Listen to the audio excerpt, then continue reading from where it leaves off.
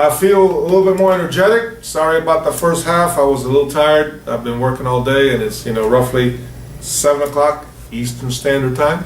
So listen, I welcome any calls, any text messages. Please call us at 786-362-6525 or contact us at radio1americatalk@yahoo.com. Anyways, we were talking about the American economy and obviously what is coming. And what is coming down the pike are higher taxes, one, inflation, two. That's a 1-2 punch that many of us will suffer substantially as a result. This is not a good time, and I repeat, don't buy a new car now. Do not buy a new car. Do not lease a new car. Do not spend money that you don't have to spend. Hang on to your dollars. Even if people are presenting substantial savings, quote unquote, savings, don't go out there and spend your money. Invest your money. Make your money work as hard or harder than you do. It is a must. Invest your money wisely. Even if it's just $10, $20, $50 a month that you can put away, $100. If you do it wisely over a period of time, the power of compounding will pay off. I promise you there will be nothing better than down the road, instead of you having to pay 6, 7, 8% to a car company to buy a car, you can walk in and say, how much is that car? 20,000 bucks? Here's $15,000 in cash. Do you want my cash and I can take your car? I guarantee you that if you have cash, money talks, and the rest, well, you know what happens. It walks.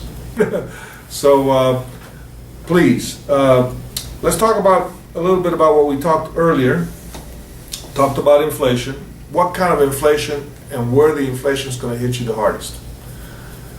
I couldn't believe, yesterday I went to the grocery store and it just blew me away. I went to buy, I love apple juice, and I drink some apple juice all the time. And I went to buy a gallon of apple juice. $6.80 for a gallon of apple juice. Can you believe that? $6. I mean, hell, that's twice as expensive as a gallon of gas. When you start looking at things, you say, why is it $6?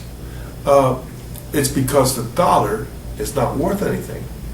It's not because of supply and demand of the issue of the apples and the dry and the no. The bottom line is our dollar is dropping like a lead balloon.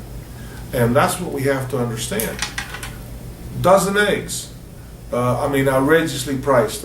Milk, all the staples are going through the roof.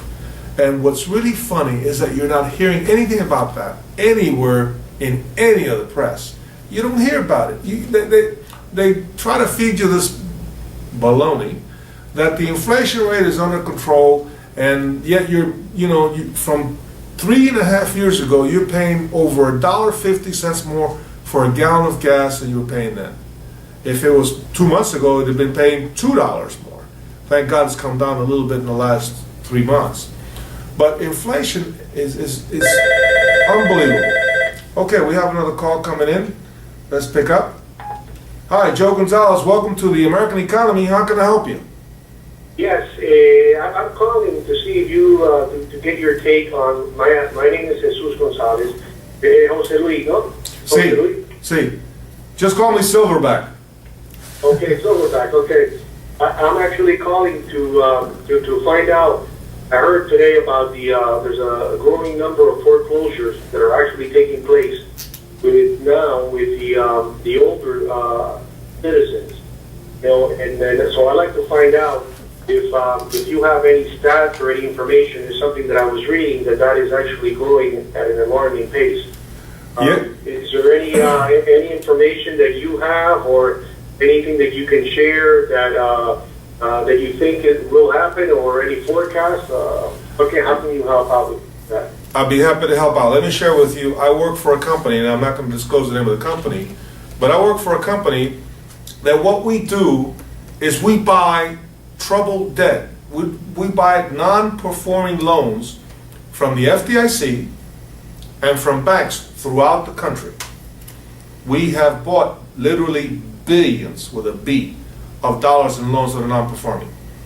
And we've brought these loans into our company, and we have found that in the last 6 months, many of those non-performing loans that we were trying to structure in a modification environment, in other words, restructure the loans so we can help those people pay and see if we can somehow are able to get them. Yeah, they can't.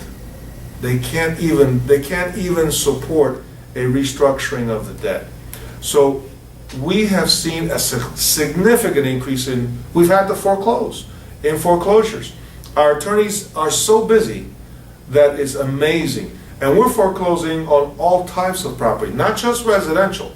We're talking about flex space, we're talking about retail space, we're talking about commercial office buildings, apartment complexes, single-family homes, developments throughout the country. We have literally thousands and thousands and thousands of properties. And yes, it's going to get bad and even worse before it gets any better. Because what has to happen, Jesus, what has to happen is all this shadow inventory that is sitting in the banks, inventory today. The banks have not taken those assets, those non-performing loans, and flushed them out and sell them. Because if you have something on the books for, let's say, $10,000, but you got to sell it for $5,000, that means you have to take a $5,000 hit in your capital section of your balance sheet, and that means it's a loss. It's a financial loss. If many of these banks take these losses today, guess what? Welcome back to the banking crisis of 2008, 9, and 10. We would have many more banks again, and FDIC would continue to close 200-300 banks a year, as they have in the last 2 years and 3 years. And the problem is that where's that going to take us? Think about that for just a minute. So foreclosures, yeah, they're going to get worse. There's no question about it. They're going to get worse. We see that now, and we're buying these loans, these non-performing loans, for cents on the dollar. I'm talking about 40, 30, 40, 50 cents on the dollar. So we're in a better position to help these people out because the burden has already been lifted to some degree on that particular debtor because, although we have turned around and bought, let's go back to the example of $10,000, right? The $10,000, the individual owed us $10,000. He couldn't pay the $10,000, so we bought that loan for, let's say, $4,000. We go back to the individual and we say, look, we want you to pay us $5,000, even though we bought it for $4,000, because that's the business that we're in. We want to make a profit, so we make $1,000, right? But yet the debtor is basically given a break of $5,000 on that loan. This is just very elementary, very theoretical. This is, in practice, is a lot more sophisticated than this, but this is what's happening. This is what we're doing today on thousands and thousands and thousands of transactions.